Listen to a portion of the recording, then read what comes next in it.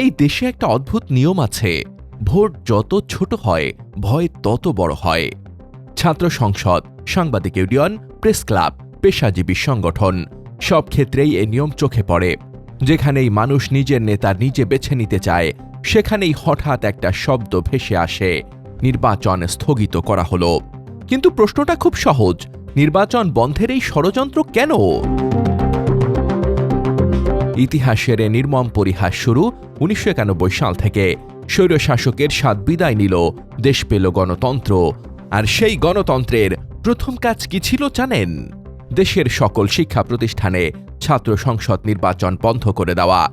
যে ছাত্ররা আন্দোলন করে জীবন দিয়ে স্বৈরশাসক নামিয়েছিল, তাদের হাত থেকেই ছাত্র সংসদের ভোটের অধিকার কেড়ে নেওয়া হলো। কিন্তু কেন?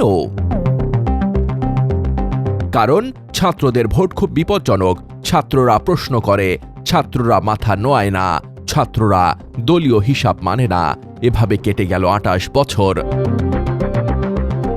২০২৪ সালে আবারও স্বৈরাচারের বিরুদ্ধে আন্দোলন হলো, ফ্যাসিবাদ পালালো। মানুষ ভাবল হয়তো এবার সত্যি বদল আসবে।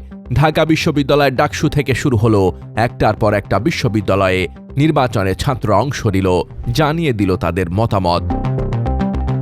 আর ঠিক তখনই শাহজালাল বিশ্ববিদ্যালয়ের সাকসু নির্বাচন নিয়ে বাধা দেওয়া হলো। ২৮ বছর পর ছাত্ররা ভোট দিতে প্রস্তুত, ব্যালট বাক্স প্রস্তুত, অপেক্ষায় ছিল তরুণরা। নির্বাচনের ঠিক আগের দিন এলো নোটিশ, নির্বাচন স্থগিত।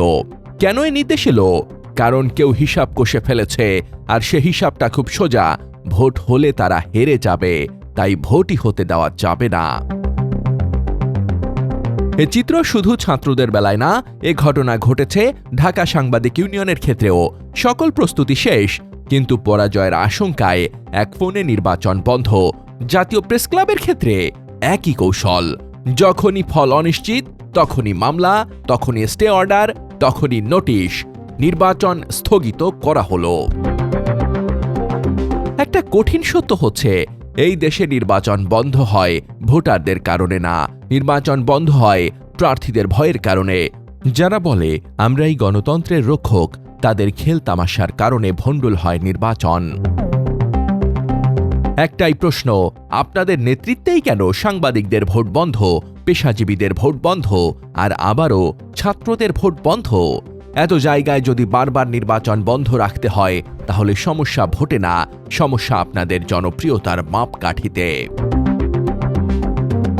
গণতন্ত্রে একটা নির্মম নিয়ম আছে, যার পাশে মানুষ থাকে সে ভোটকে ভয় পায় না, আর যে জানে মানুষ তার পাশে নেই সে আদালতের দরজা খোঁজে, সে প্রশাসনের সাহায্য নেয়, সে নির্বাচন কমিশনকে চাপ দেয়।